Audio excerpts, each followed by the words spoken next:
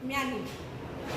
आप लोग कहेंगे कि म्यानी क्या चीज़ होती है और ये कहाँ यूज होती है। मुझे जब फर्स्ट टाइम किसी ने म्यानी के बारे में बताया तो उन्होंने बताया कि म्यानी एक जोड़ है, कपड़ा कम होता है तो हम म्यानी का इस्तेमाल करते हैं। पर क्या ऐसा सच में है?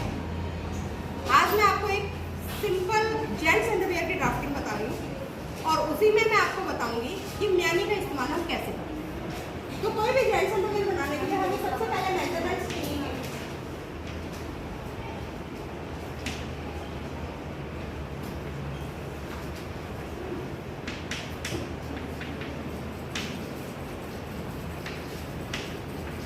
मैंने राउंड हिप लिया है 36 इंचेस। क्या लिया है? 36 इंचेस। अब हिप का हमने ले लिया। हमारा पहला प्रश्न है कि हम निक्कर की लेंथ या जेंट्स अंडरवियर की लेंथ कितनी लेंगे? कितनी लेंगे जेंट्स अंडरवियर की लेंथ?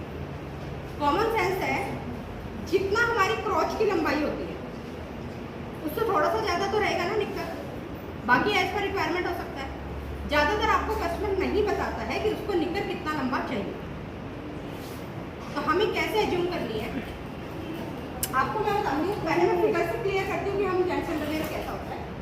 ये आपकी फिगर की कमर, इसके बाद ये आपका हिप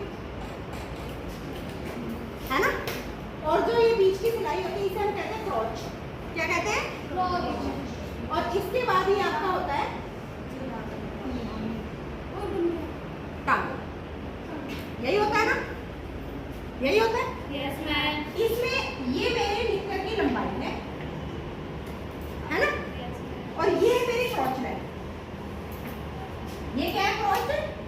इस लेवल तक यहाँ से यहाँ तक क्या है? क्रॉच की लेंथ।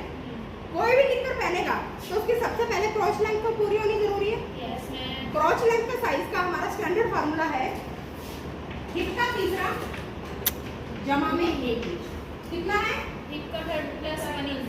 जैसे अगर हिप हमारा 36 है तो हमारा साइज क्या होगा?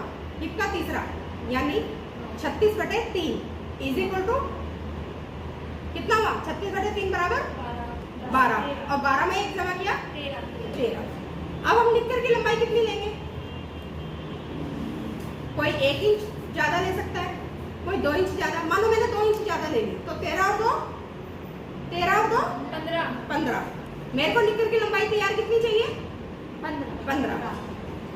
तो निक्कर की लंबाई 15। ओके। अब हम क्या करते हैं, जब निक्कर काटते हैं 99% हम इसमें पैटर्न नहीं बनाते क्योंकि सिंपल पजामा स्टाइल होता है। इसमें हम बहुत ज़्यादा डिफिकल्टी नहीं होती, तो हम कपड़े पे डायरेक्ट रख के काटते हैं। जब कपड़े पे डायरेक्ट रख के काटते हैं तो हमें कपड़ा विद सीम हाउस चाहिएगा, सीम हाउस के साथ चाहिएगा ना। तो हम लंबाई टोटल कितनी लेंगे? ऊपर आपका नेफा बनेगा, इसमें हम 2 इंच नेफे में प्लस करेंगे। कितना प्लस करेंगे? 2 इंच। और नीचे टाकों में कितना प्लस करेंगे? 2। कम से कम 1 इंच। अब हमारा टोटल कपड़ा कितना हो गया? 15 और 2 17 और 1 18। समझ में आ गया? और जेंट्स अंडरवियर जो पूरा बनता है उसमें कम से कम हमें 18 दूनी 36। कितना कपड़ा चाहिए? 18 दूनी 36, यानी हमें रफली 1 मीटर के करीब कपड़ा हमें खरीदना। समझ में आ गया?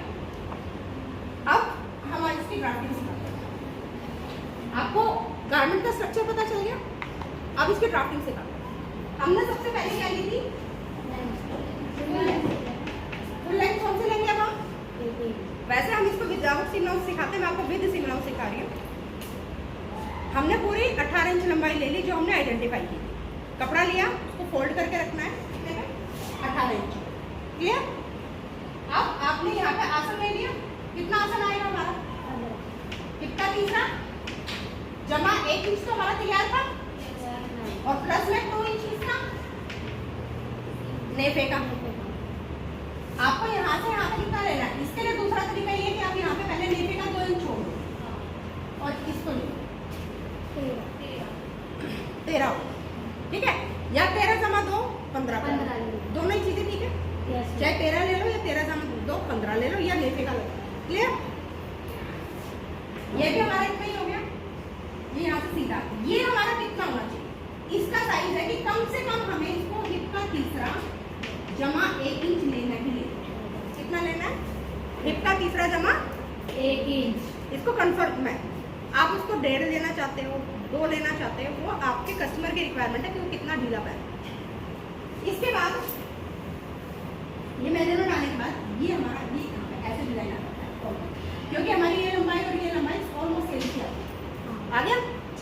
इसके बाद आपने नीचे लेना है बॉटम। किसी की थाइस मोटी हो सकती है, किसी की पतली होती है, तो आप नाप भी सकते हो, नहीं तो अंदाजे से आप इसमें बॉटम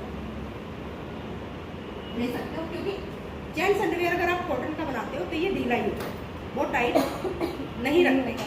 लेकिन अगर आप हौजरी का कल को अगर आप हौजरी की डिजाइनिंग करोगे तो आपको इसमें थोड़ा पूरा पूरा रखना है, क्योंकि हौजरी स्ट्रेच होता है ना। हो गया ये। अब इसको हम सिंपली क्या करते हैं, ये कमर पे भी इतना ही है और हिप पे भी इतना ही है, कमर पतली होती है तो हम इसको 1.5 इंची की शेपिंग दे देते हैं। यहाँ से ये शेप हल्की सी ऐसे जाएगी, जब मोड़ के काटोगे कितने इंच की शेप देते हैं यहाँ पे 1.5 इंच। अब समस्या कहाँ आती है, इसके अंदर हमारा ये सिंगल ऑफ दी। अब समस्या कहाँ आती है, आज एक क्वेश्चन पूछा गया कि म्यानी, जब मैं इसको डायरेक्ट यहाँ से सिलाई लगा के सिल सकती हूँ तो मैं म्यानी क्यों लगाऊं, ये एक्स्ट्रा मेहनत क्यों, 4 सिलाइयाँ अलग से लगा रही हूँ, म्यानी अलग से काट रही है, तो क्यों काटूं मैं।